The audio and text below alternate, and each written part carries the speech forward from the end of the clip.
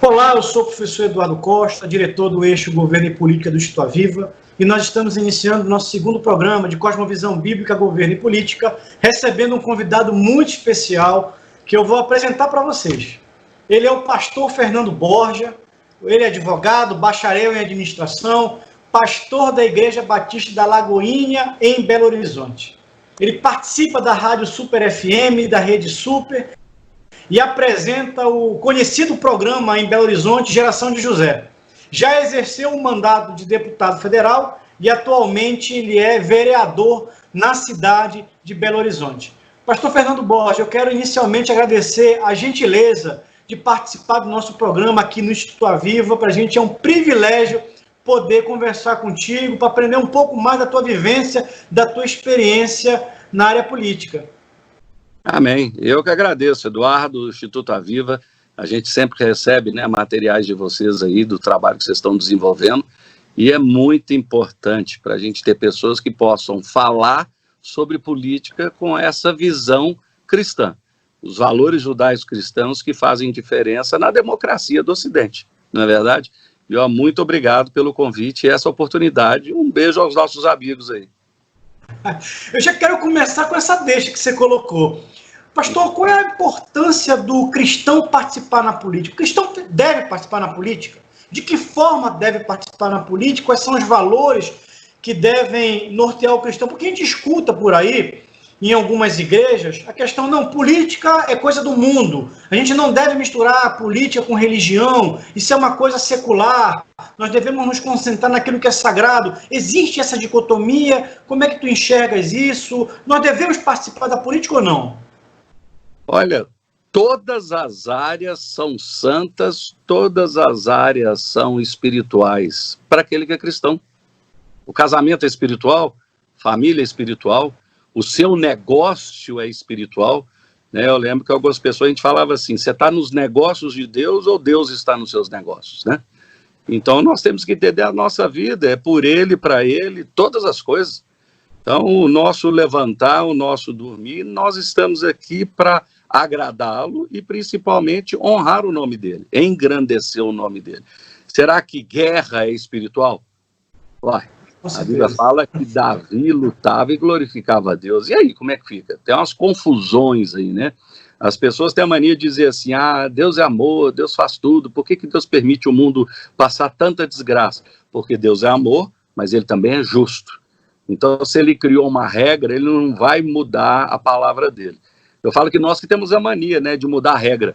A gente joga futebol, ou uma brincadeira com o outro, você perde o jogo, vai, não, vamos começar tudo de novo. Deus não é assim.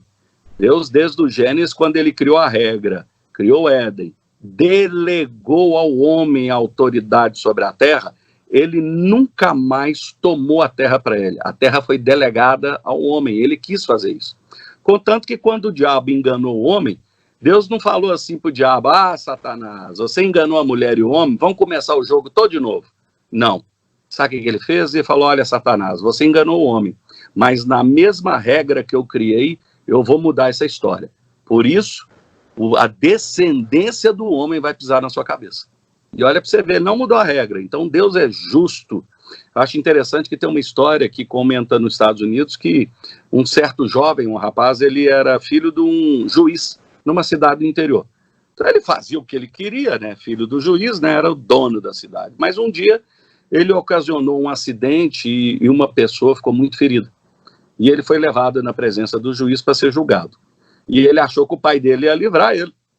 E o pai dele perguntou para ele, o fulano de tal, você cometeu esse problema mesmo, esse acidente, você se responsabiliza? Não, a culpa é minha mesmo. Aí ele deu uma sentença de 3 anos de cadeia para o próprio filho e deu para ele uma fiança de $100 mil. O moço não tinha dinheiro para pagar a fiança. E aí, sabe o que ele fez? Ele saiu da posição de juiz, terminou a sessão, tirou a toga dele de juiz, foi na secretaria e pagou $100 mil porque era o filho dele. Ou seja, a posição dele como juiz, ele não pode mudar. A posição dele, pai, ele faz o que ele quiser. Deus é juiz, não adianta o Goi ficar orando. Ô irmão, vamos orar aqui que a gente precisa assaltar um banco. Ô, irmão, vamos orar aqui porque eu preciso fazer algo errado. Pelo amor de Deus, eu estou cansado de ver gente que faz uns trem errado desse aí e põe Deus no meio ainda. Né? Quantas pessoas vão casar com uma pessoa incrédula e fala assim, não, eu vou orar para Deus me abençoar. Poxa, você está casando com uma pessoa que o julga desigual, depois reclama quando o casamento acaba. E depois põe culpa em Deus, né? Ah, não, eu orei tanto. Uai, você não quis ouvir o que Deus também tinha para você. E o que a gente entende hoje no nosso dia a dia? Para mim, eu entendi com o tempo na política que as instituições, igreja e governo, não se misturam. Instituições. Você não vai misturar igreja e governo.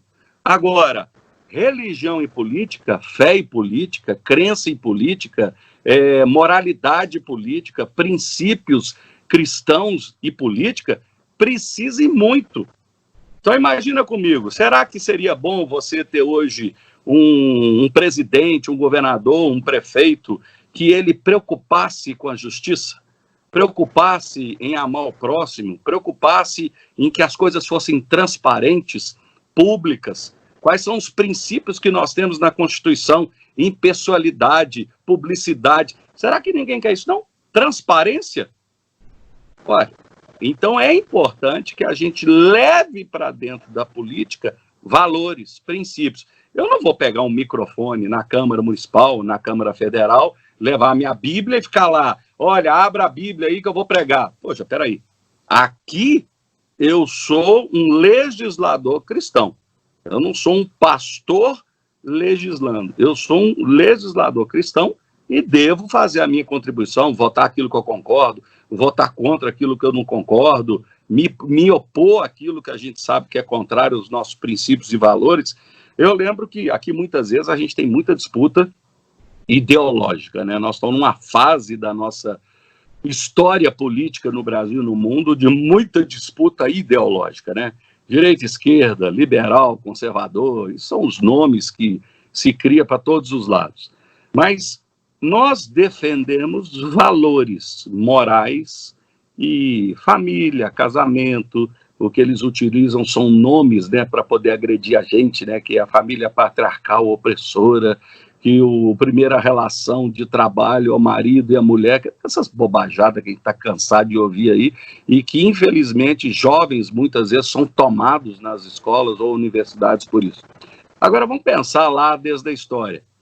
Quando você pega lá o mundo antigo, os grandes impérios, o imperador dominava e cala a boca, e quem for contra ele está morto. Acabou o assunto. Agora, o que é a democracia ocidental que hoje perpetua e vem hoje fazendo a riqueza das nações, desenvolvendo o mundo, trazendo qualidade de vida e bem-estar social? Da onde vem isso? Da democracia do Ocidente.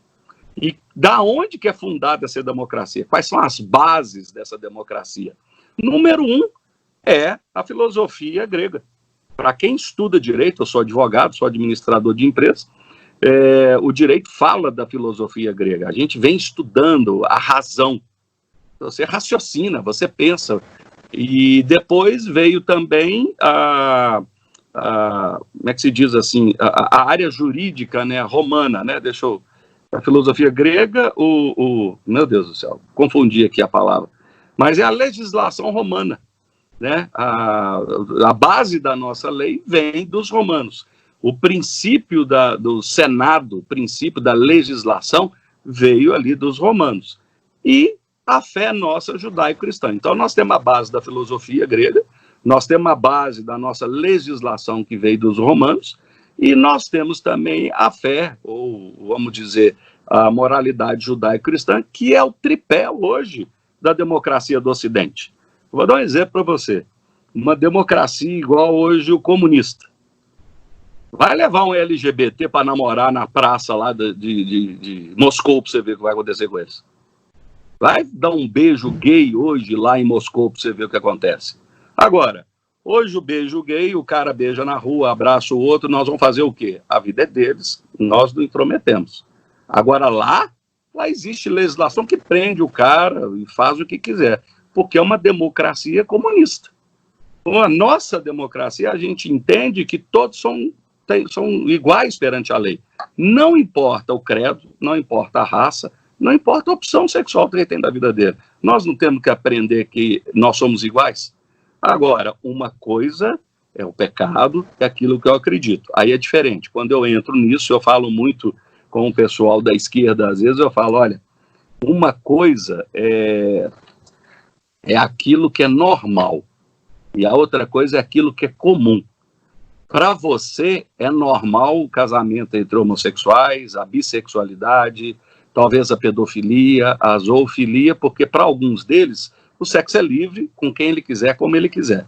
Para nós, não. Isso é comum.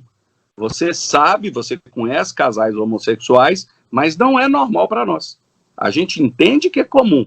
E eu não vou aceitar, dentro de, principalmente, escolas, para crianças, você levar sexualidade de adultos para criança.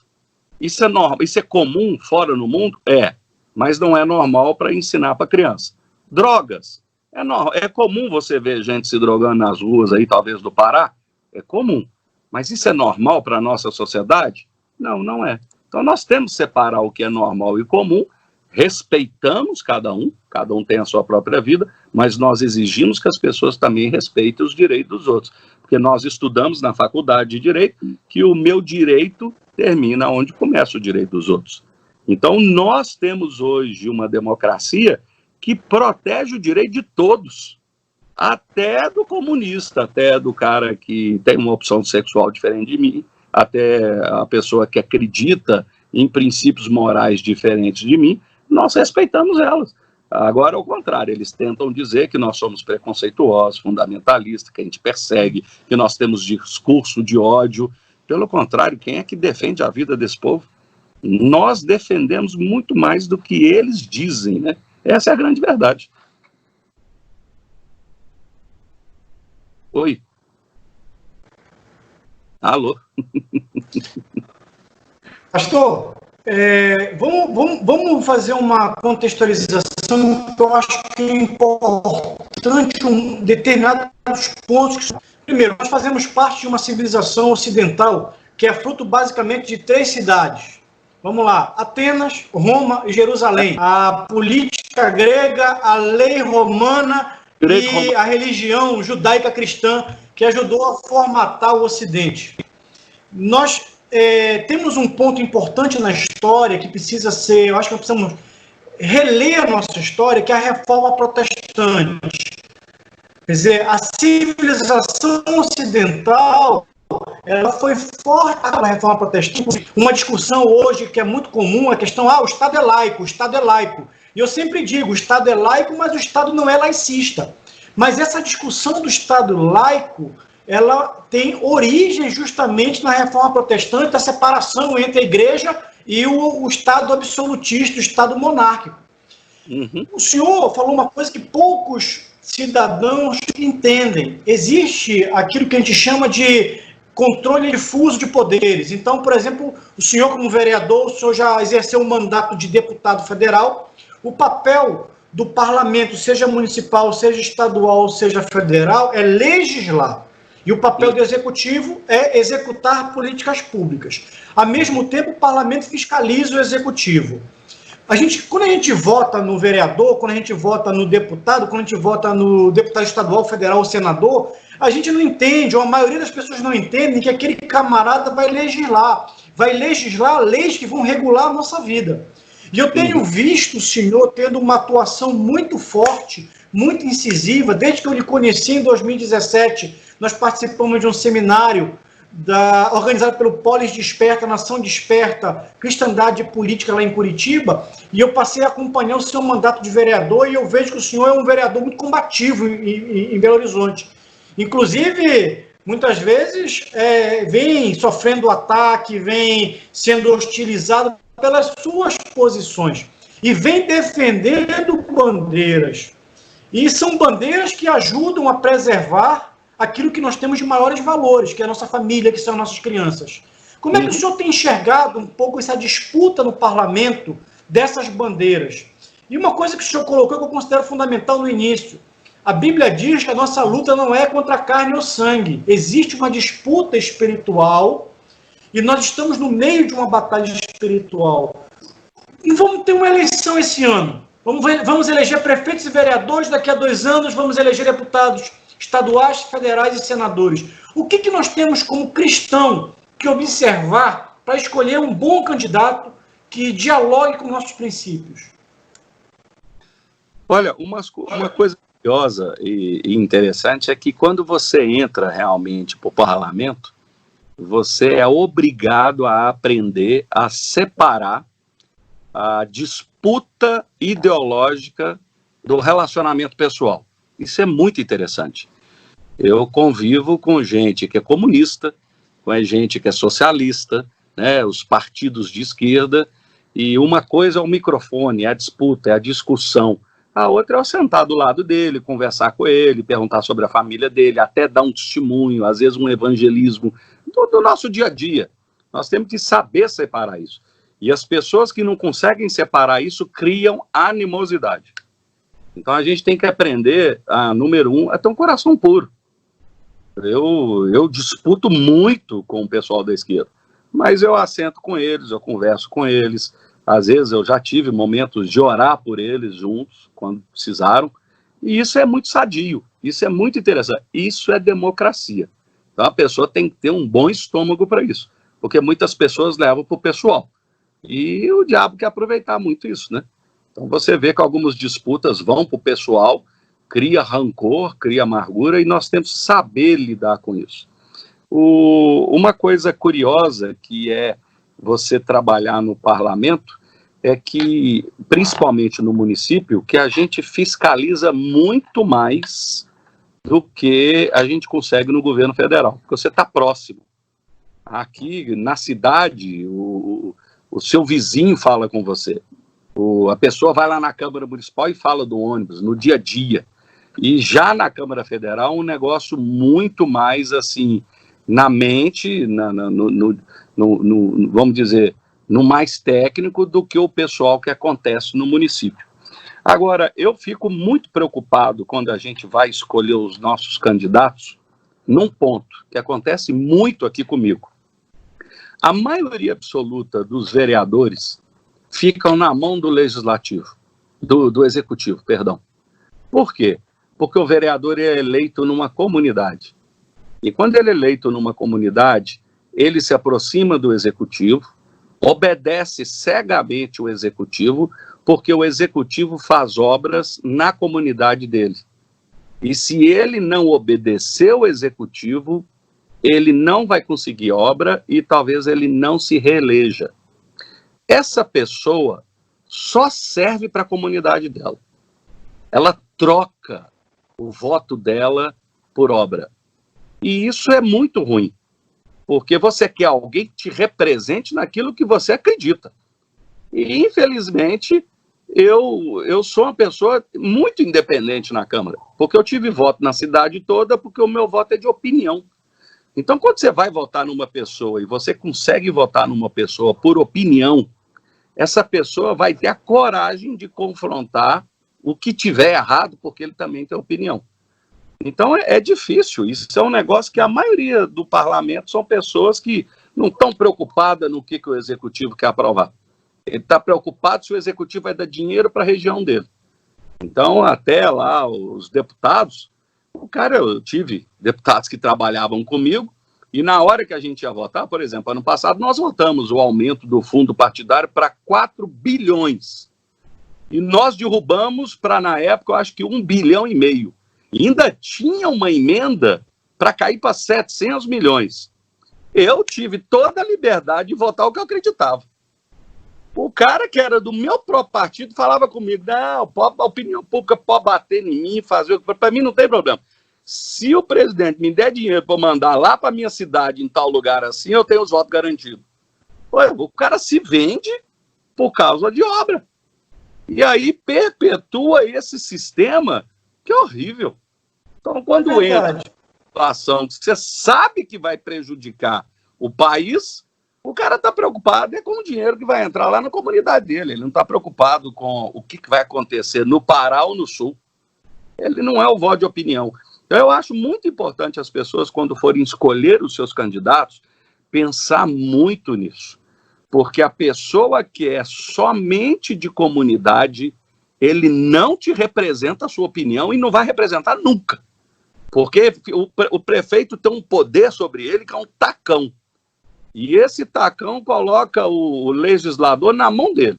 Aí o legislativo vira um apêndice, o legislativo vira um despachante do executivo.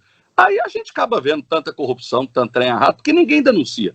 Eu pedi hoje o impeachment do meu prefeito. Hoje, no dia de hoje, no dia da gravação, entrei no Ministério Público Estadual, entrei no Ministério Público do Patrimônio, entrei no Tribunal de Contas e entrei na Câmara Municipal com a documentação contra o meu prefeito. Por quê?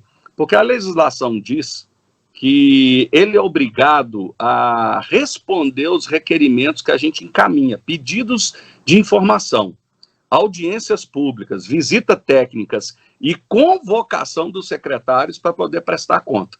No momento que ele não responde, no momento que ele não vá lá nas nossas reuniões, que é convocado, isso é crime de responsabilidade. E aí eu juntei toda a documentação que comprova que é crime de responsabilidade. A Câmara Municipal tem estou com a cabeça hoje, tem a Procuradoria da Casa, a Procuradoria me deu um relatório sobre, juridicamente, o que aquilo significa, comprovou que é crime de responsabilidade, entreguei à mesa da Câmara, a mesa da Câmara é obrigada por lei a notificar o Ministério Público para abrir um processo e 1 ano depois eles não fizeram. Aí eu mesmo fiz. Então, hoje nós estamos aqui começando uma nova briga, porque eu não estou preocupado se o prefeito vai me dar asfalto para eu asfaltar a rua do meu vizinho. Eu não estou preocupado se eu vou podar a árvore que o cara me pediu. Eu não estou preocupado com quebra-mola que alguém quer. Ou tem muitos aqui que quer conseguir uma vaga numa escola. Meu irmão, eu estou preocupado com o que o prefeito está fazendo com dinheiro hoje de publicidade. Aqui são milhões que são colocados em publicidade. São milhões que são colocados em contrato de transporte público. São milhões que são colocados hoje, talvez, numa compra de equipamento num hospital. E quem é que fiscaliza isso? Nós temos obrigação, como legislador, como o vereador, de fiscalizar.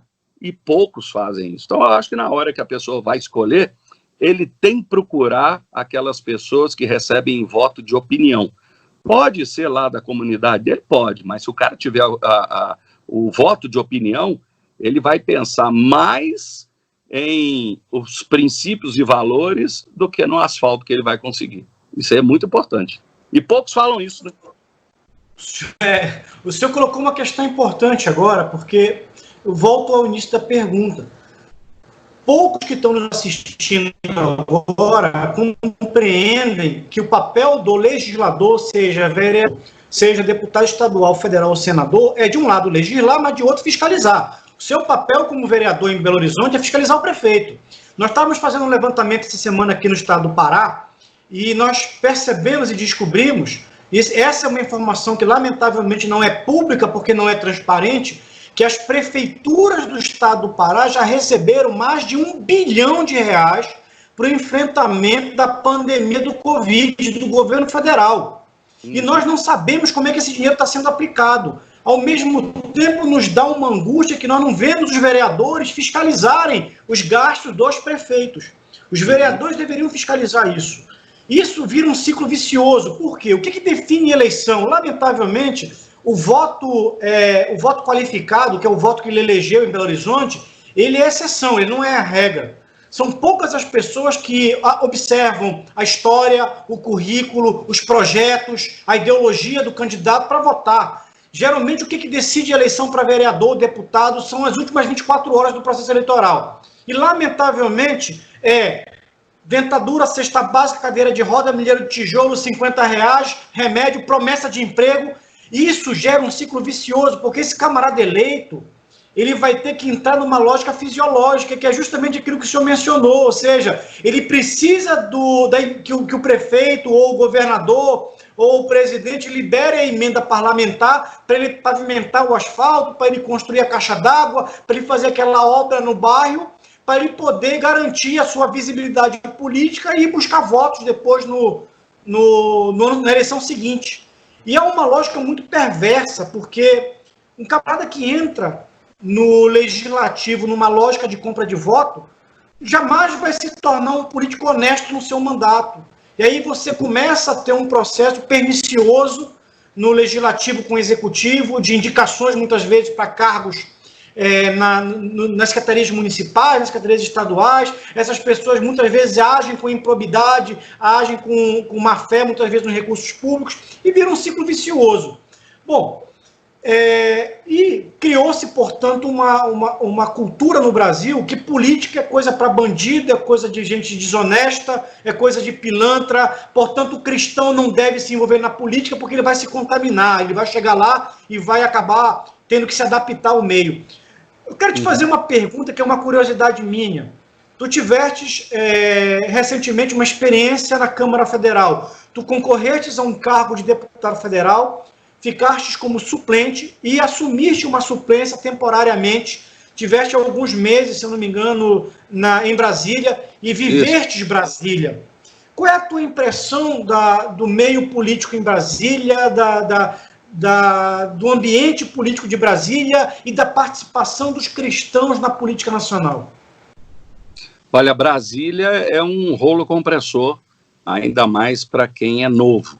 Eu que, igual eu falei com você, eu sou uma pessoa independente e eu nem sempre sigo a orientação do partido.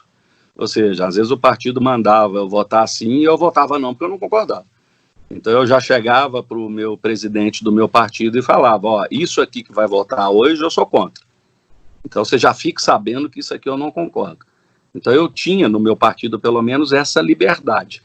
Tem líderes de partido que quer expulsar o cara, né? Falar, não, eu não quero ser aqui, porque não sei o quê, tá bom. Eu sou assim. Então, as pessoas têm que... Regimentalmente, pode, inclusive, abrir precedente para expulsão de partido, né? Porque a pessoa descumpre a orientação partidária, né? Isso. E eles podem fazer isso mesmo. O fato é que nós não estamos lá por, vamos dizer, por trabalho, por emprego. Nós estamos lá por chamado. Então, se eu for eleito ou se não for eleito, é Deus que coloca, é Deus que tira. Se o cara quiser me expulsar do partido e eu não ter mais espaço, é Deus que vai dar um jeito. Ou ele vai me botar em outro lugar, outros partidos convidam a gente e vou fazer o que eu tenho que fazer. Eu nunca saí do meu partido. Desde que eu entrei na política, estou no mesmo partido. Eu não sou daquele que fica pulando de partido em partido para ter algum benefício. Já estou praticamente há 8 anos no mesmo lugar. E criei relacionamento para dizer para o presidente do meu partido, ó, eu sou assim, eu respeito você, você me respeita. O que você me pedir que eu puder ajudar, estou dentro, não tem problema nenhum. Existe o jogo partidário, é normal. Agora, quando chega no ideológico, ele sabe que comigo não vai não. Então é o que acontece muitas vezes aqui na cidade, quando o prefeito quer tomar algum tipo de planejamento que é contrário ao que a maioria das pessoas acreditam. Então, nós montamos aqui em Belo Horizonte uma bancada cristã. Eu lembro que no início, quando nós começamos, a pessoa queria montar uma bancada evangélica. Aí eu perguntei para ele assim, irmão, o que é que existe de, vamos dizer, tema evangélico que nós vamos defender? Qualquer tema evangélico que você vai defender é cristão, não é evangélico. Então, nós podemos ter católicos, nós podemos ter espírita, nós podemos ter qualquer um no meio. E aí, a bancada, que era para ser 12 ou 13 evangélicos, pulou para 32 cristãos. Então, hoje, quando entra um assunto ideológico, nem o prefeito consegue fazer a bancada dele apoiar ele. Porque nós conseguimos criar um grupo que isso aqui é ideológico. Não entra não, prefeito, que vai dar problema para você. Então o prefeito foi obrigado a compreender que no ideológico ele não entra. Se ele quiser, vou fazer uma reforma administrativa, vocês me dão autonomia para fazer decreto, para aumentar a secretaria, diminuir verba, isso aí não tem problema. A bancada que é do grupo do prefeito, segue ele. Mas quando fala, por exemplo, ele tentou aqui uma vez o prefeito caladinho, né? Eu nem sei, na verdade a maioria dos prefeitos não sabe nada. O secretário dele que faz as coisas, o prefeito assina sem nem saber. Então teve, por exemplo, aqui no dia 1º de setembro de 2017, criaram na Secretaria de Educação uma gerência e uma diretoria de promoção e ideologia de gênero, diversidade sexual e orientação sexual. Eu acho que o prefeito nem sabia o que ele assinou. Porque na hora que o assunto chegou nele, ele falou, se eu soubesse, eu não teria deixado. Ou ele tentou enganar a gente, né, a bancada dele, ou então... Mas como a gente lê o Diário Oficial todo dia, eu fico de olho, nós descobrimos isso. O que eu fiz? Eu peguei o decreto, mudei o decreto todo, aonde tinha diversidade, eu botei étnico-racial, e aonde tinha gênero e diversidade, eu tirei tudo. E aí eu colhi as assinaturas de 30 vereadores e nós somos 41. O prefeito foi obrigado a revogar o decreto. Aí ficou louco, né? Você já viu alguma vez prefeito revogar decreto porque a bancada apertou o cara? Isso aí é histórico. Então, por quê? Porque é ideológico. Quando entra no ideológico, a gente consegue se unir. E Brasília é muito negociado por liderança. Tem muita votação que você não participa, por causa do regimento. E eu assustei de ver como que eles atropelam o regimento. Eles rasgam o regimento. Eu fiquei impressionado. O presidente da Câmara teve momentos que ele fez coisas lá que eu falei, gente, isso aqui é antirregimental, isso está errado. E os caras falavam, não adianta nem se reclamar. Eu falei, gente, o que é isso? Então, as coisas que a gente ficava assustado. No momento, na hora de votação, algumas coisas eles faziam na hora e mudava o jogo da votação toda numa jogada, numa armação. E aquilo tinha que ter um Ministério Público mais próximo, tinha que ter um acompanhamento mais sério e, infelizmente, você sabe que existe ali um jogo de poder, né? Tanto no Legislativo, junto com até o Judiciário. Isso aí é triste. E aí, irmão, é oração. Por isso que, nossa, aí é que é a coisa mais importante nossa, porque desde o primeiro dia que eu entrei em Brasília, entrar em oração, entrou no Congresso, orando, sair do Congresso orando, porque é uma guerra espiritual. Ali é uma luta de principados e potestades para nós que somos cristãos, e a gente sabe que o negócio está ficando cada vez mais apertado, porque nós estamos conseguindo destronar principados. O Brasil mudou muito de 2 anos para cá. Por isso que a coisa está assim, o ambiente político não está tão tenso. Não está tão... Né? Está muito conturbado, né? É uma disputa de poder. E isso, o mundo natural é reflexo do que está acontecendo no espiritual, irmão. O mundo espiritual é paralelo ao mundo natural. Então, o que está acontecendo aqui no mundo natural, aqui em cima no espiritual, está uma briga que nós não podemos deixar de dobrar os nossos joelhos e orar todos os dias. Porque uma decisão errada atrapalha muita coisa. Daqui a pouco eu quero te ouvir mais um pouco sobre o contexto que nós estamos vivendo político, mas eu queria explorar mais um pouco um assunto que eu acho que é importante, inclusive pela tua experiência, pastor. Poucas vezes a gente tem a oportunidade de ter um diálogo franco, aberto, com o operador da política, com um cristão que está no processo político, ou seja, o senhor tem um conhecimento teológico, mas tem também a vivência da política no dia a dia. E uma coisa que nós estamos percebendo, que isso é público e notório, é que os cristãos no Brasil, sobretudo os evangélicos, vêm ganhando força nos últimos anos. E já é notório a participação, a importância da participação do público e do voto dos cristãos na política. Por exemplo, claramente a eleição do Bolsonaro foi definida pelos evangélicos. A votação expressiva que a Marina Silva teve na eleição passada, que ela atingiu uma marca espantosa de 20%, em grande parte foi apoio de algumas igrejas evangélicas na candidatura da Marina Silva. Lá atrás, as igrejas evangélicas foram decisivas nas eleições, seja da Dilma ou do Lula. Grande parte dos evangélicos votaram na Dilma e do Lula, depois houve uma reorientação. E nós temos uma bancada que não se chama cristã, mas se chama evangélica no Congresso Nacional, que é expressiva. Como é que o senhor avalia a participação dessa bancada?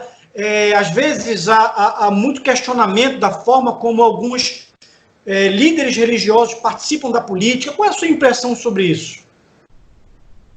Olha, é difícil alguns pontos. Eu vejo lá alguns que se dizem cristãos ou evangélicos e fazem um jogo de cena terrível.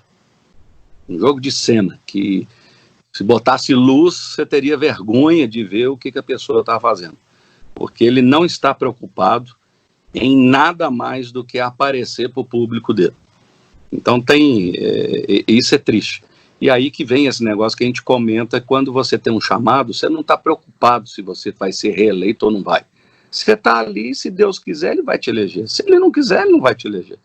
Mas já que ele elegeu, a gente tem que ter liberdade de não ficar preocupado com a opinião pública, com o que o líder do partido vai preocupar, com o que o presidente vai preocupar, com o que a mídia vai preocupar, mas o que o seu Deus vai pensar. Esse é o ponto básico. E essa bancada a evangélica que se reúne, existem pessoas lá que eu tiro o chapéu de como se a gente dizia, parece que até brilha no escuro, que são pessoas que realmente têm um coração na obra. Eles estão lá firmes, dando testemunho, fazendo o que é certo, com defesa, não com um ardor de ter atrito com a esquerda, mas defesa até com carinho, com respeito da esquerda. Eu acho muito bacana. E você tem os mais radicais, e às vezes se puder morder o outro lá, morde. Muitas vezes é jogo de cena, né? E isso aí é ruim, porque tem alguns momentos que era importante você dar mais apoio, talvez, para o executivo, e o cara está preocupado em fazer um jogo de cena contra, talvez, o presidente. Eu me lembro, aconteceu agora, ano passado, quando o presidente entrou com uma legislação para uso de armas, uma flexibilização. Teve uma pessoa lá que, em vez dele talvez no microfone falar, eu não concordo com isso, ele pegou uma arma de brinquedo, jogou um tanto de ketchup dentro no corpo dele todo, se deitou no meio dos corredores, e todo mundo filmando ele, e ele com uma arma na mão. Eu falei, gente, que lógica que era essa? Ou seja, ele estava expondo uma coisa e não a opinião dele. Ele estava querendo expor o ridículo a coisa. E eu não concordo com isso, não. Ele poderia muito bem no microfone falar, olha, eu não concordo com a abertura, assim, de as armas do jeito que está, arma mata, nós temos que regulamentar, temos que melhorar, mas ele foi, desculpe dizer, uma palhaçada. E você encontra algumas pessoas fazendo isso, né? Sai carregando Bíblia lá dentro no plenário, na hora de votar, o cara pega a Bíblia, bate na Bíblia, levanta a Bíblia, isso é jogo de cena. Entendeu? Eu não concordo muito com isso. Ele dá a opinião dele, ele explicar as razões. Ali é o parlamento. O parlamento é o parlar, não é discutir. A palavra parlar não é discutir posições. É você falar o que concorda ou não concorda, mostrar as visões. Nós estamos hoje numa discussão enorme em Belo Horizonte sobre as mortes do Covid. Mas poucas pessoas estão pensando na quantidade de pessoas que suicidam. Poucas pessoas estão pensando nos problemas de saúde do que o desemprego causa. Poucas pessoas estão falando que só quantas pessoas hoje estão não conseguindo verificar os seus testes por causa de câncer, porque o hospital está parado. Então, até onde vai o equilíbrio da luta contra o coronavírus e a luta contra outros problemas sociais? Você tem que discutir, você tem que falar. Então, isso é muito importante também. E o parlamento, o meio cristão, vamos dizer assim, tem essas divisões. Você tem todo tipo de cristão ali dentro.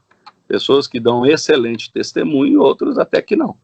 Mas eu acho que tudo isso, de certa forma, é melhor você ter ali pessoas que creem realmente em valores judaicos cristãos, e todos nós vamos prestar conta, né? Sim. Todos nós. Então, a gente orar, abençoar, tentar influenciar essas pessoas. Muitas vezes eu puxava alguns para conversa lá, discutir algumas coisas assim, na base, assim, entre nós, que aquilo deveria ser feito, não deveria ser feito. Isso faz parte. O parlamento é um negócio diferente. Não é hoje, talvez, uma assembleia dentro da igreja e que você vai definir. O parlamento é discussão. E tem que levar o ponto de vista, tem que levar o estudo, tem que levar a base jurídica. Não é um negócio fácil, não. E as pessoas despreparadas são engolidas. Perfeito. Esse ponto é importante porque eu tenho clareza, e nós temos discutido muito no Instituto Aviva, que um dos objetivos do Instituto Aviva é justamente formar uma nova geração de pessoas que tenham capacidade para influenciar a sociedade nas mais diversas áreas, inclusive na área política. Não basta a pessoa ter o voluntarismo político. Eu quero participar da política porque eu sou cristão.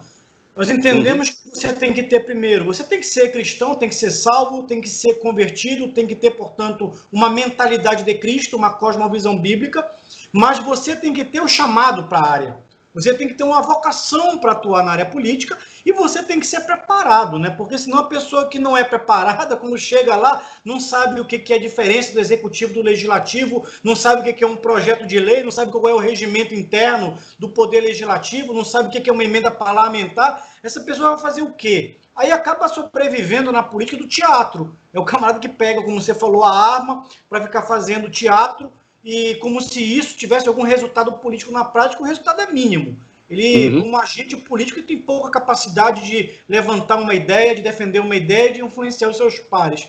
Agora, uma questão que eu considero importante a gente discutir, até o senhor aventou agora há pouco isso, o Brasil está no meio de uma arena, ou seja, há uma disputa ideológica, há uma disputa espiritual.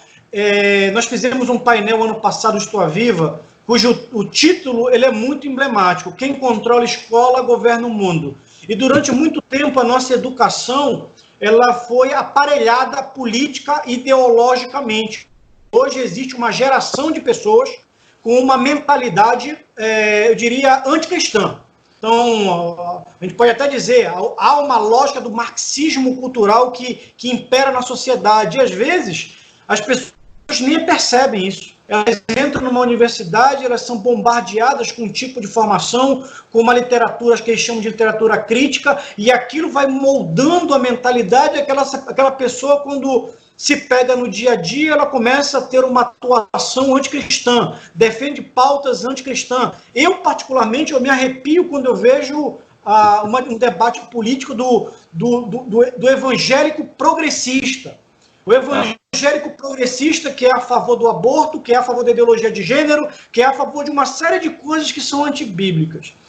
E há, portanto, uma disputa que a gente não percebe por trás de todo esse teatro que a gente vê na televisão, midiático na televisão.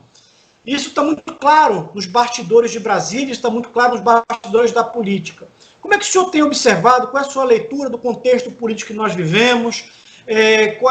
Quais são os cuidados que os cristãos têm nesse momento no sentido de se manifestar, no sentido de apoiar, no sentido de até aventurarem uma possível candidatura política? Olha, uma das coisas, eu vejo que uma das coisas mais importantes que a gente tem que ter, a Bíblia diz: todo homem esteja pronto para ouvir, tardio para falar, tardio para se irar. No meio da política eles falam muito isso. Quem fala muito, o verdadeiro político fala pouco. Ele está sempre ouvindo. O cara quer saber tudo que está acontecendo. E quem acaba falando demais não consegue fazer as coisas direito. Então, a pessoa que quer entrar, às vezes, na política e simplesmente acha que ele pode falar de tudo como ele quer e ele não consegue ouvir e absorver o que precisa ser feito, ele vai tropeçar muito. Uma das coisas que eu acho muito importante para quem quer entrar na política e realmente tem um coração puro, ela deve fazer como Jesus fez. Fala: Deus, se possível, afasta esse cálice de mim. Mas se for da sua vontade, então só muda isso aqui. Por que eu estou dizendo isso? Eu vejo muitas pessoas sendo usadas, cristãs sendo usadas pelo não cristão de má fé na política. Vou dar um exemplo para você. Eu sou de uma igreja e na última eleição a vereador saíram 18 candidatos a vereador. 18. E a pessoa às vezes vai achando que ele está com um coração puro e por mais que você fale com ele, ele se fecha, porque a gente fala que o mosquitinho azul pica, né? O cara fica encantado com a política. E esse feitiço, ele é terrível. Sabe por quê? Porque tira votos dos outros e atrapalha na eleição. O que eu indicaria hoje para os jovens que estão entrando na política? Faça parte de um grupo político. Se 10 jovens da mesma igreja saírem candidatos, ninguém vai ganhar. Agora, se os 10 jovens se unem, irmão, vamos fazer um negócio sério? Vamos trabalhar junto? Vamos. Começa a trabalhar juntos, vê entre eles quem tem mais chance de ganhar, combina entre eles. Você tem a capacidade para ser o chefe de gabinete, você tem a capacidade para ser o jornalista, você tem a capacidade de ser o assistente jurídico e criar um grupo. Olha, aqui em Belo Horizonte, o pessoal da esquerda tem um partido político aqui que fez isso e fez 2 cadeiras. 2 cadeiras. Eles trabalharam juntos, criaram a chapa juntos, foram eleitos 2 vereadores, mas a gestão do gabinete é decidida até o voto por todos que trabalham no gabinete. Você acredita? Olha que coisa interessante, como é que esse povo, que não é cristão, aprendeu a trabalhar junto e conquistar espaço. Essa juventude que está chegando tem que aprender a fazer uma política mais participativa, tem que fazer uma política mais democrática. Trabalhar juntos consegue eleger mais pessoas. Por quê? Porque os partidos têm, eu vou explicar algo aqui que é muito interessante, que talvez pela experiência, as pessoas que vão assistir esse vídeo nunca imaginaram. Dentro de muitas igrejas entram o que a gente chama de formadores de chapa. São pessoas que trabalham dentro do partido político, que recebem dinheiro para procurar candidatos na cidade para montar a chapa do partido. Porque o partido, presta atenção, Belo Horizonte, vou dar um exemplo, Belo Horizonte tem 41 vereadores. Cada partido pode lançar 1,5 vezes a quantidade de vagas a vereadores. Então, cada partido pode lançar 61, 62 candidatos. Pela lei, 30% tem que ser mulheres. Então, 18 mulheres e mais ou menos 42 homens. Aí, o moço que corre atrás de candidatos, ele entra dentro da sua igreja, chega para o irmãozinho e fala: poxa, você é líder de louvor, todo mundo te conhece há 20 anos, você é uma pessoa querida, olha, sai candidato a vereador, senhor. Você com 2.000 votos, com 1.500 votos, você está eleito. E no meu partido, se você vier, nós vamos te dar 20 mil reais para você fazer campanha. Ele fala isso para um, não, ele fala isso para 10. E aí colocam 10 pessoas que vão ter 200 votos cada um. Ele depois não dá dinheiro nenhum para ninguém. E esse partido leva 2.000 votos de dentro de uma igreja que poderia se unir, ter um representante ou 2 sérios, e eles levam os votos todos. Então, às vezes eu falo para os pastores o seguinte: pastor, você é a pessoa que cuida do rebanho. Existe um capital eleitoral dentro da sua comunidade e que o lobo entra dentro da sua comunidade, rouba esse capital político, governa depois para as trevas e você não soube orientar o seu povo. Isso acontece todos os dias em todas as igrejas nossas. Alguém chega lá e fala no ouvido do líder lá: sai candidato, você é filho do pastor, sai candidato, você é líder de louvor, sai candidato, você tem 10 células debaixo de você. E encantam as pessoas com mentiras. Agora, o que essas pessoas deviam ter? Um líder na igreja que pudesse orientar. Então, o rapazinho chega no pastor: pastor, eu quero sair candidato. Legal, irmão, vou orar por você. Você vai fazer parte de um grupo comigo de política. O pastor. Aí vai chegar mais uns 10. Pode ter certeza que toda eleição tem uns 10 ou 15 procurando o pastor, falando: pastor, eu orei, Deus, eu queria entrar para a política. Então o pastor podia pegar esses 15, juntar os 15 e falar: gente, olha, eu quero trabalhar com vocês, eu quero trazer alguém que é vereador para poder falar para você sobre política, eu quero trazer um cientista político cristão para falar para você. Tem o Eduardo do Instituto Aviva, eu queria que ele viesse aqui falar para vocês. Tem uma live para vocês ouvir lá do Fernando, para vocês aprender. E vocês juntos, vocês 15 jovens ou quem tiver, vão trabalhar entre vocês e ver quem são os melhores candidatos. E eu vou ajudar vocês como cidadão, não no púlpito, Eu acho errado usar o microfone para pedir votos, está errado. Isso hoje é chamado abuso do poder religioso. Isso é crime. Agora, saiu do microfone, meu irmão, saiu da porta da igreja, que time que você torce? Eu torço para o Atlético. Ah, que bom, que ruim, é contra, é a favor, não tem problema nenhum. Saiu do templo, você pode botar no carro seu que você gosta, que você não gosta, você pode dar a sua opinião.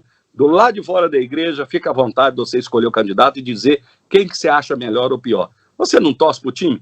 Você não pode torcer por um partido? Você não pode ir torcer por causa de uma ideia ou de um projeto de lei? Somos todos cidadãos. Então, se o pastor puder pegar os jovens e conversar isso e orientá-los, eles têm mais força política. E isso hoje está começando a ter através de eventos igual nós estamos fazendo. Porque os meninos não fazem ideia de como que eles são usados. Basta ver as últimas eleições. Quantas pessoas saíram candidatos dentro das nossas igrejas, tiveram 100 votos, 200 votos, 300 votos, porque foram usados e por falta de orientação. Pastor, uma coisa que o senhor está colocando agora é muito importante, até para o cristão, ou os cristãos, terem uma estratégia eleitoral mais adequada e aprenderem a participar da política. Porque acabam sendo aquilo que eu chamo de inocente e útil no processo político. Só um exemplo que eu vou usar o mesmo exemplo. O exemplo, os 18 candidatos. Então você tem hoje no espectro político brasileiro mais de 30 partidos. Então cada um vai para um partido diferente. Aquele camarada que vai ter 500 votos, que não sei, mas ele é um camarada íntegro, honesto, correto, probo, temente a Deus. Ele tem os 500 votos, ele não se elege, mas esses 500 votos, ele é importante para aquilo que a gente chama de coeficiente eleitoral. Ou seja, como é que o senhor não complementou? Você pega o número de votos da chapa e divide pelo número de cadeiras do parlamento, e a cada vez que você completa determinado número de votos, você elege um vereador, um deputado. Você vota no candidato da igreja, que vai ter 500, ele não se elege, mas ele conta para o coeficiente eleitoral daquele partido. E o que é trágico na democracia brasileira? Às vezes você vota num candidato com um perfil e acaba elegendo um outro com um perfil completamente diferente. E aquele camarada, às vezes, que tem uma visão de mundo, uma cosmovisão de mundo diferente da sua, ideologia diferente da sua, acaba sendo eleito com o teu voto que você deu para aquele irmão. Daí eu acho que é importante o cristão aprender a participar mais do processo político. Aí eu te pergunto, o senhor recomenda, por exemplo, que o cristão procure determinado tipo de partido? Qual critério ele deve procurar? Quem está nos assistindo agora, eu quero ser candidato. Qual é o tipo de partido que eu devo procurar? Eu tenho que entrar necessariamente num partido cristão? Ou tenho que entrar num partido que tem que tipo de ideologia? Olha, infelizmente, hoje a grande maioria dos partidos podem estar escrito uma ideologia, mas eles não vivem nenhuma. Nenhuma, exatamente. Os partidos hoje que seguem mais a cartilha ideológica são os da esquerda. Eles, dentro da esquerda, eles têm aquela cartilha e quem entrar dentro daquele partido tem que seguir aquela cartilha. Agora, a grande maioria dos partidos é só papel. É só o que está escrito. Então, em cada cidade, eu indico para as pessoas procurar partidos primeiro, nós cristãos. Então, eu tiraria de cara, eu nunca entraria num PT, num PSOL, num PCdoB, num PSB, talvez numa rede, Partido Verde, que normalmente eles são ligados a esse casamento homossexual, liberação das drogas, aborto, todos eles seguem isso aí. Então, eu procuraria, eu ia eliminando. Não, esses aqui eu não quero. E dos que tivessem eliminados e sobrassem 10 ou 12 partidos, então vai lá. Não interessa o nome, se é PMDB, se é PSDB, se eu estou no Avante hoje. Avante, hoje tem tantos nomes, né? PDT, são muitos, né? O fato é o seguinte, eu iria conhecer um por um o presidente municipal do partido, se puder o estadual, eu iria conhecer os formadores de chapa, eu iria conhecer a chapa, e os atuais vereadores de cada partido. E Deus vai orientar cada um. Porque não adianta, é local. Você vai ter alguém aí na sua cidade. Aqui em Belo Horizonte nós temos um grande irmão nosso que está num partido hoje que eu digo que é um partido quase que falido, PSDB. Hoje, no Brasil inteiro, todo mundo fala assim, nem PSDB, nem PT, né? Então, hoje, um cristão entrar num PSDB só se a chapa lá é boa, só se o líder do PSDB da sociedade é uma pessoa íntegra, que te dá liberdade, porque é difícil. Então, você vai eliminando e, ao mesmo tempo, você tem que ver a realidade local em cada um deles. Porque é difícil, né? Agora, a maioria não segue nenhuma cartilha ideológica. Não segue. Está escrito lá. Pode estar no estatuto, que ele acredita nisso e naquilo. Na prática, isso não existe, não. E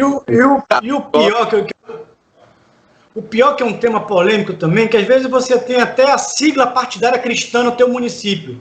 Então você tem, não vou nominar, mas aí quando você chega na sigla partidária, o presidente do partido, o vereador do partido, o prefeito do partido daquela sigla, ele é um cara com péssimo testemunho, ele é corrupto, ele é bandido, e aí a gente fica sem opção, né? Quer dizer, a gente acaba votando na pessoa e não na legenda.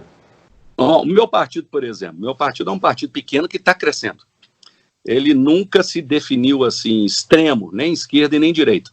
O presidente do meu partido é uma pessoa que dá liberdade, O partido, até o momento, nunca vi nenhum envolvimento em corrupção. Então, é um partido que não tem nada sujo. E eu consegui criar tanta liberdade dentro do partido que eu consegui entregar o partido para os cristãos em vários estados. No estado do Paraná, hoje, a presidente do meu partido é a Marisa Lobo, a nossa irmã Marisa Lobo. Tem candidatos cristãos saindo candidatos a prefeito esse ano. Você deve conhecer o Sérgio Rafush. Trouxe ele para o meu partido, vai ser candidato a prefeito em Campo Grande, capital do Mato Grosso. Ou seja, dentro do meu partido eu fui criando relacionamento, eu fui investigando, fui olhando tudo, e a gente foi crescendo e vendo que ali a gente tem liberdade, que não tem nenhum atrito ideológico, e eu fui sentindo paz de trabalhar. Agora, se chegar um dia eu falar, eu não concordo e eu tiver que sair, eu vou falar a verdade. Então a pessoa tem que procurar, não adianta, tem que procurar. Existem hoje dezenas, né? E mais importante, se a pessoa não pesquisar direito o partido, ele pode ter 3 mil votos e não ser eleito. Ele pode ter 5 mil votos e não ser eleito, por causa da formação de chapa. Essa é a grande verdade. Então, por isso que as pessoas não entendem como é que alguém teve 7 mil votos e não foi eleito, e o outro teve 3.500 votos e foi eleito. Por causa do coeficiente que você comentou. E isso aí, a união dos candidatos e a soma dos seus votos vão trazer a quantidade de cadeiras para aquele partido. Então as pessoas têm que aprender isso. Um ponto que você colocou que eu considero fundamental para a reflexão, inclusive, de quem está nos ouvindo, a Bíblia diz que nós temos que ser sal e luz. Então nós temos que influenciar onde nós estamos. E o senhor está num partido que não é um partido manifestamente cristão, não é um partido que tem um regimento cristão, mas como cristão, o senhor está fazendo a diferença no partido e está dando uma direção. Uma das coisas que é um assunto muito polêmico, um debate que a gente tem, nós temos que ir para um partido cristão. Aí fica aquela discussão, mas se todo mundo for para um partido cristão, nós vamos deixar todos os outros partidos para quem não é cristão. Então, essa é uma discussão que nós precisamos ter muito cuidado.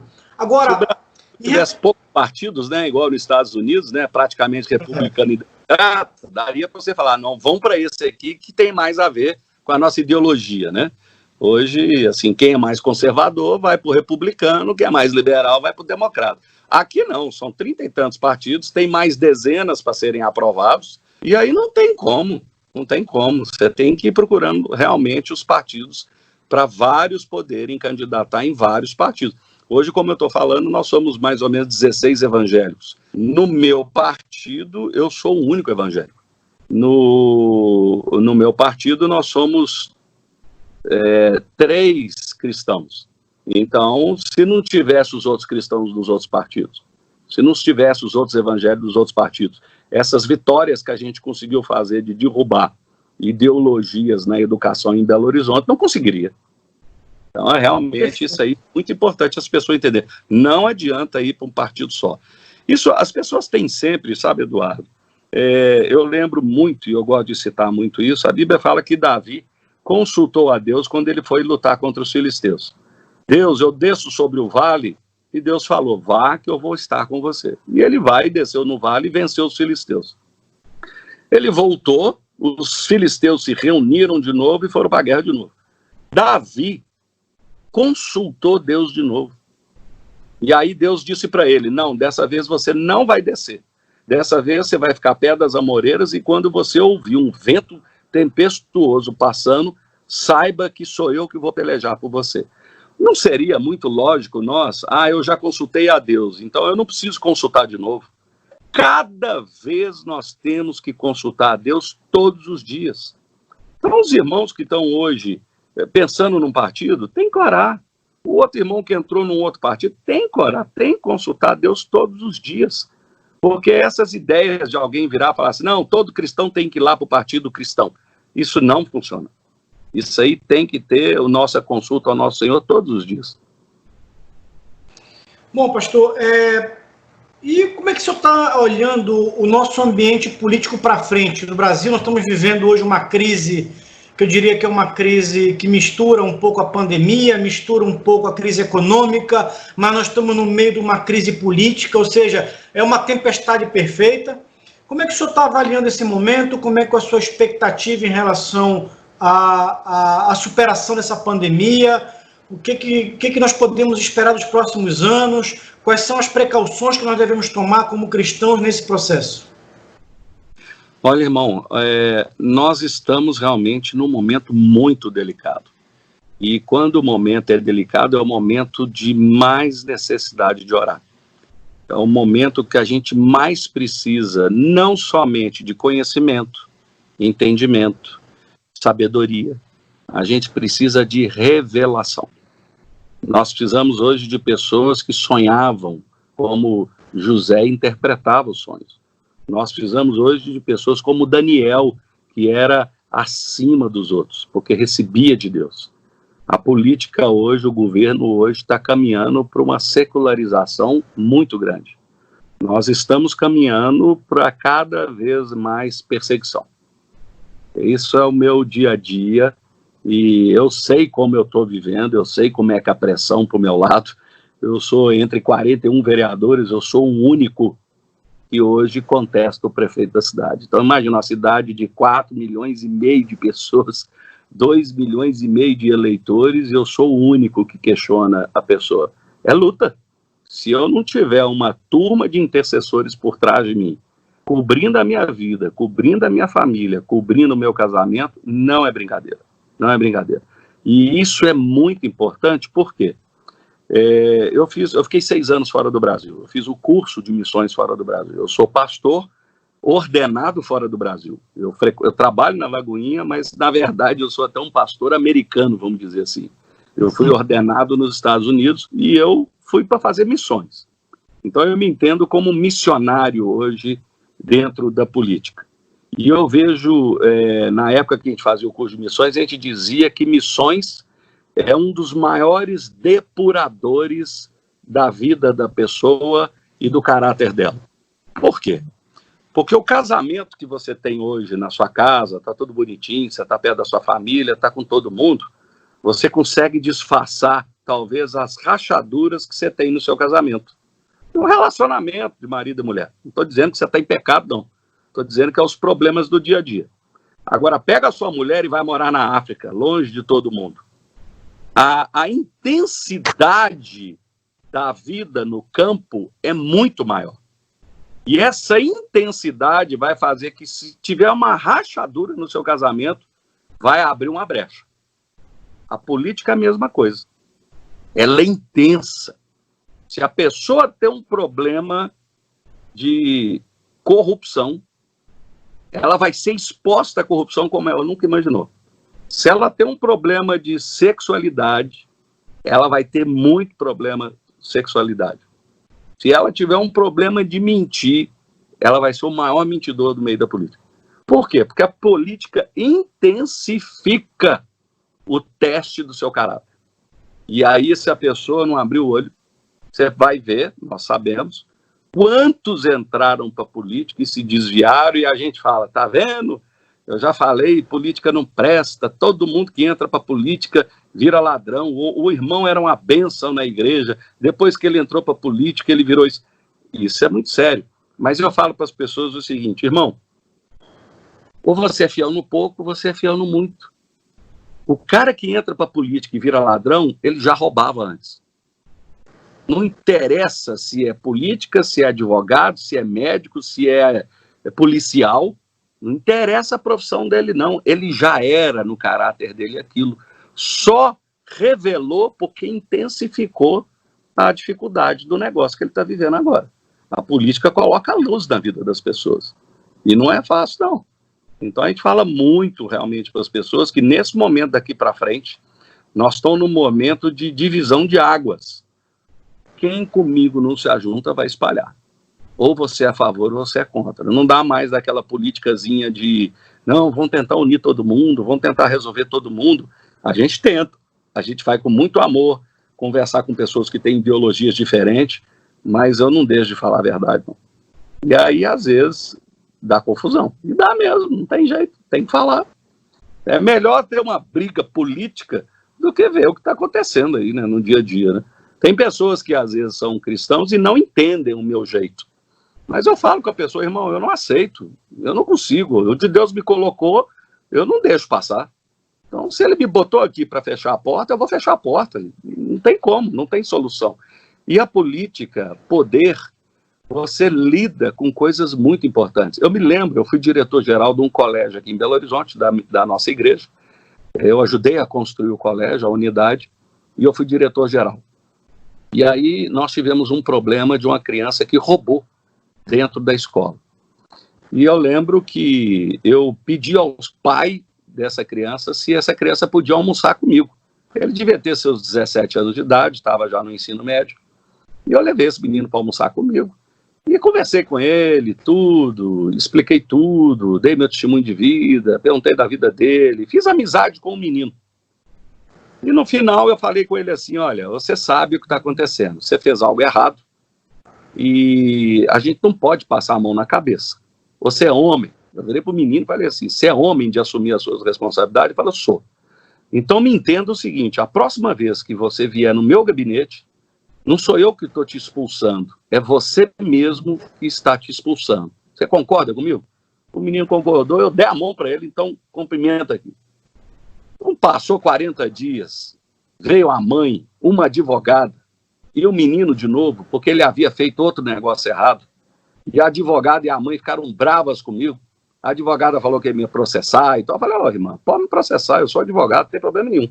Agora, para preservar 900, eu vou ter que tirar esse 1. Existem momentos nossos, como líderes, que a gente tem que tomar decisões que não é que a gente queria, mas a gente tem que preservar os outros.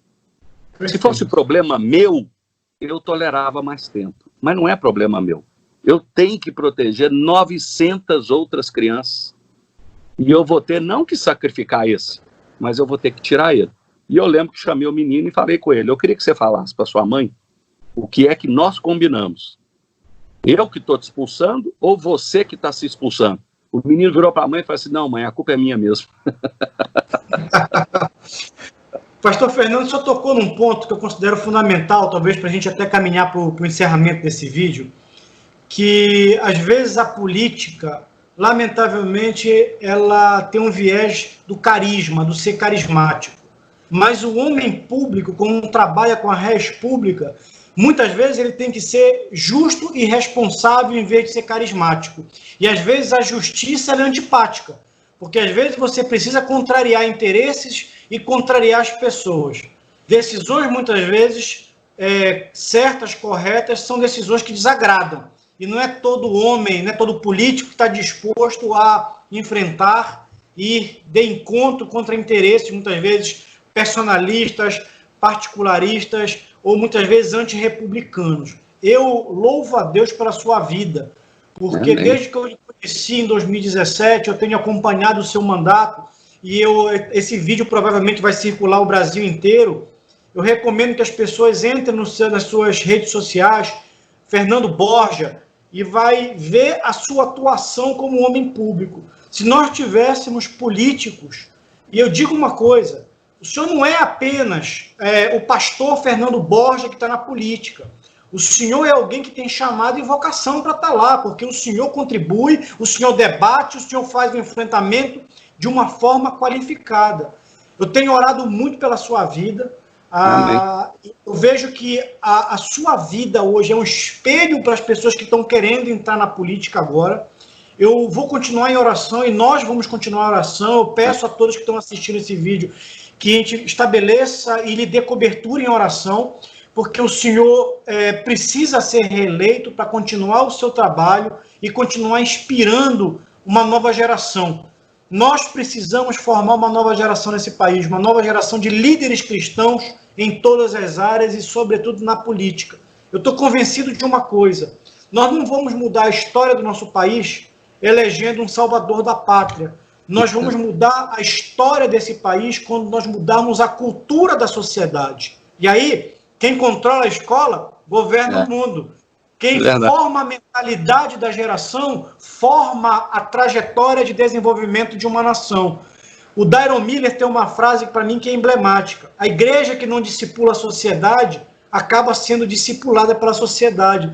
Nós precisamos discipular a sociedade.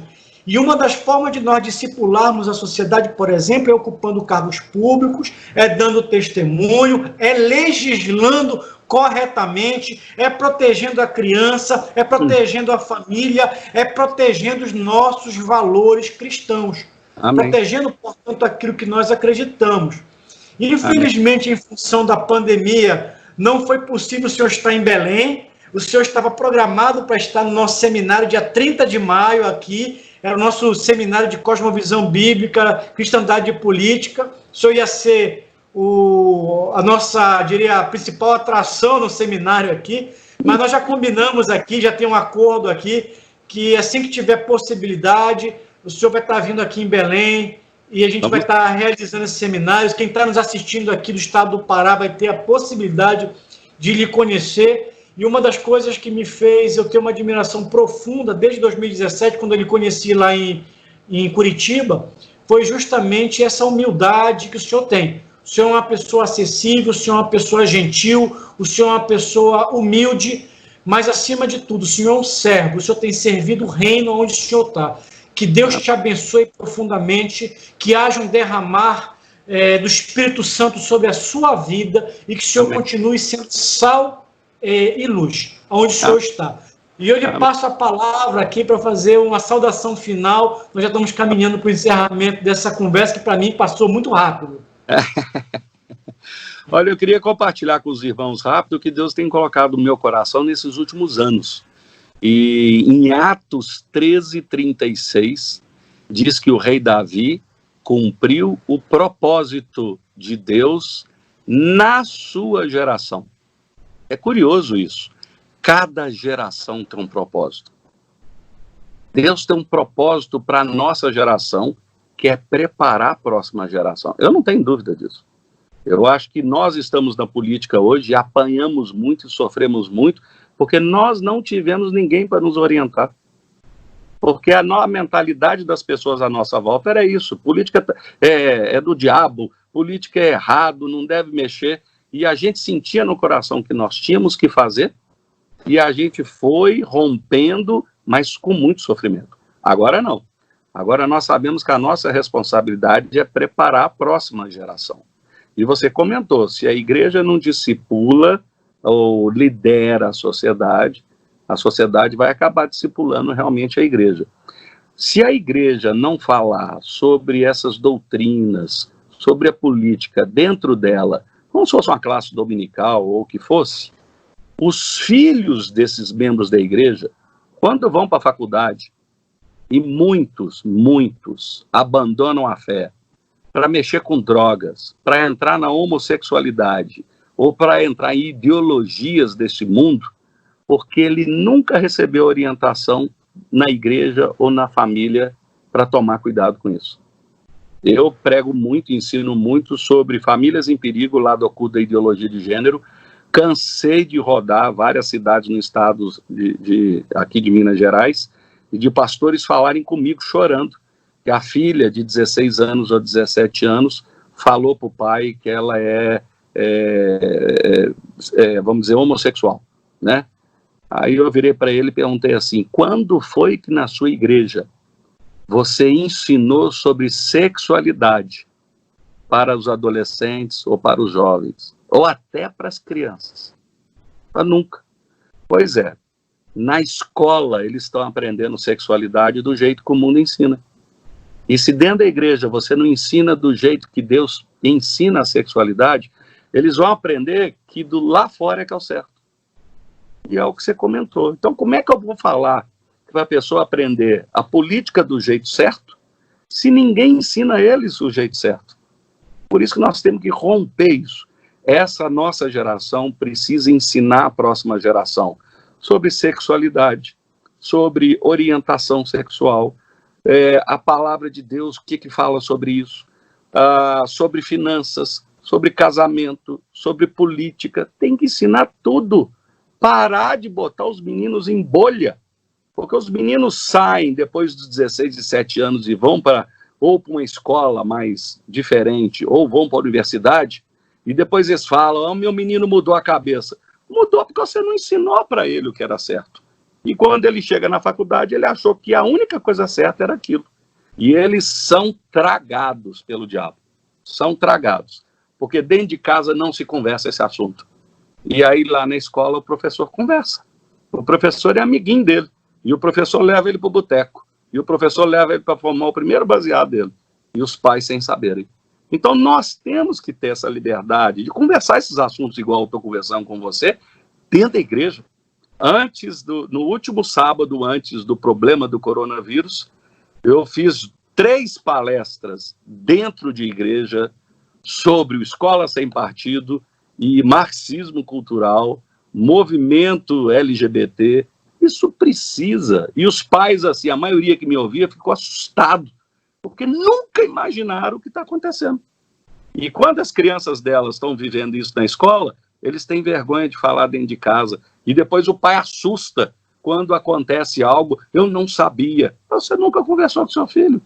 Tem que ter liberdade, tem que conversar todos os assuntos e ensinar a criança o caminho correto, que é a palavra de Deus. Então eu espero que as pessoas que estão nos ouvindo que aprendam. Hoje em dia tem todo tipo de assunto. Quer ensinar seu filho sobre política? Tem tanto livro bom, né, de cosmovisão. Quer ensinar seu filho sobre sexualidade? Tem tanto livro podendo ensinar. Quer ensinar seu filho aí sobre direito? O que quiser, gente. Todos os assuntos existem. Eu vejo hoje tantos jovens entrando em faculdade, principalmente na área de sociais, né? Psicologia, filosofia, assistência social. Ali é um antro.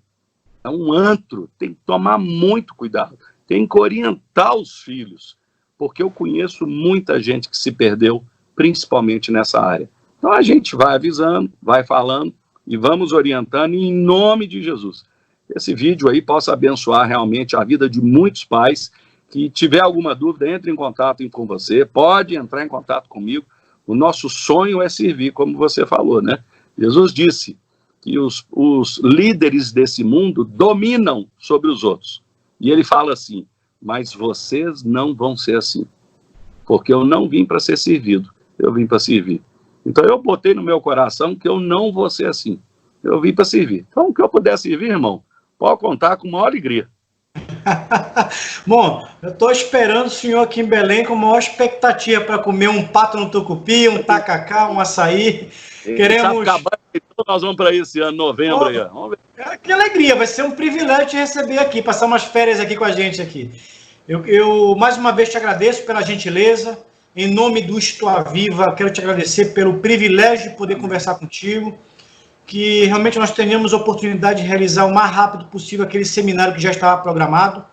Que Deus te abençoe tremendamente. Quem está nos assistindo, esse bate-papo está nas redes sociais do História Viva. Assim, você também pode acessar nossas redes sociais e assistir as outras atividades que nós já tivemos.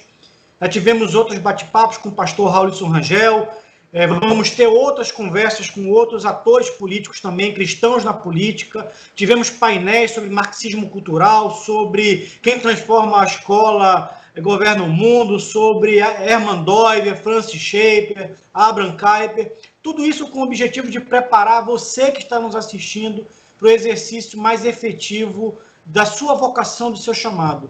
E você que está nos assistindo, se você foi tocado, se coloque diante do altar e peça para o Espírito Santo lhe dar a direção para que você possa também impactar e transformar a sua realidade local, estadual e o nosso Brasil. Pastor Fernando Borja, muito obrigado, que Deus abençoe e até a próxima. Obrigado, Eduardo, de novo, muito de coração. Deus te abençoe e um beijo a todos.